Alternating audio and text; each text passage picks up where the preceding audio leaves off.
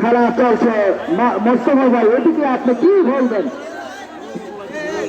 দুই দলের আক্রমণ, পাল্টা আক্রমণের মধ্যে এখনো কোনো দল, যেমনটি আমরা প্রতিদিন দুই সেমিফাইনাল দেখেছিলাম, অর্থাৎ নির্ধারিত সময় কোনো গোল হয়নি। আজকেও সেটার পুনরাবৃত্তি হবে কিনা, কিন্তু গোল করার জন্য দুই দল যখন মরিয়া, অর্থাৎ শেখ কামাল স্মৃতি গোল্ড কাপ ফুটবল টুর্নামেন্টের 2021-এর কোন দল চ্যাম্পিয়ন হবে এবং কোন দল চ্যাম্পিয়নের তকমা গায়ে মেখে শেষ হাসি হাসবে, সেই শেষ হাসির জন্য দুই দলের আপ্রাণ চেষ্টা কিন্তু এখন চলছে এবং দুই দলেই মরিয়া হয়ে লড়ছে এবং কোনো দল এখনো পর্যন্ত জালের ঠিকানা যদি খুঁজে পায়নি এখনো, অর্থাৎ যে দল গোল করতে পারবে নান্দনিক শটে প্রতিপক্ষ দলের জন্য গোল পরিশোধ করা কষ্টসাধ্য হয়ে যাবে। যদি নির্ধারিত সময় গোল না হয়, খেলা অমীমাংসিত থাকে, সেক্ষেত্রে আবারও হয়তো আজকে টাই ব্রেকারের পুনরাবৃত্তি আমরা দেখতে পাবো। কিন্তু খেলার শেষ বাঁশি বাজার আগ পর্যন্ত আমরা নিশ্চিত বলে কিছু বলতে পারি না। রেফারির বাঁশি, ফাউল, ফ্রি কিক প্রতিপক্ষ দলের, অর্থাৎ নোমান স্মৃতি সংসদ,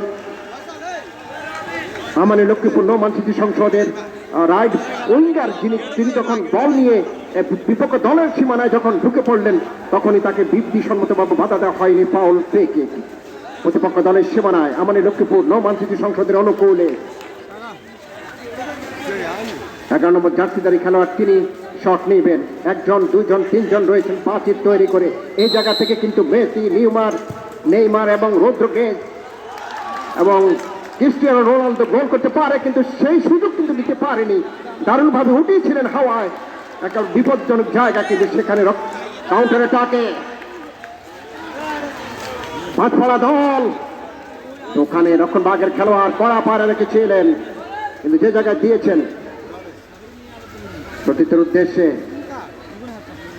কখনো কখনো পাসিং, যেই ফুটবলের যেই নান্দনিকতা রয়েছে, দেওয়া নেওয়ার মধ্যে সমঝোতার মাধ্যমে একে অপরের মধ্যে দেওয়া নেওয়া করে প্রতিপক্ষ দলের রক্ষণ ভাগকে একেবারে ব্যস্ত রাখবে, সেটি কিন্তু হচ্ছে, কিন্তু ফিনিশিংটা এখনো কোনো দলের পক্ষে হচ্ছে না, অর্থাৎ ফিনিশিং এখনো কোনো দলের জন্য সুখকর হচ্ছে না।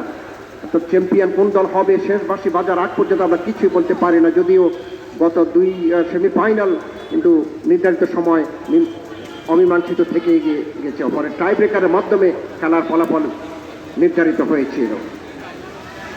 পাঁচপাড়া দলের মাঝমাঠের খেলোয়াড় দারুণভাবে দিয়েছেন সতীর্থের উদ্দেশ্যে লেফট উইংয়ের জায়গায় অনেক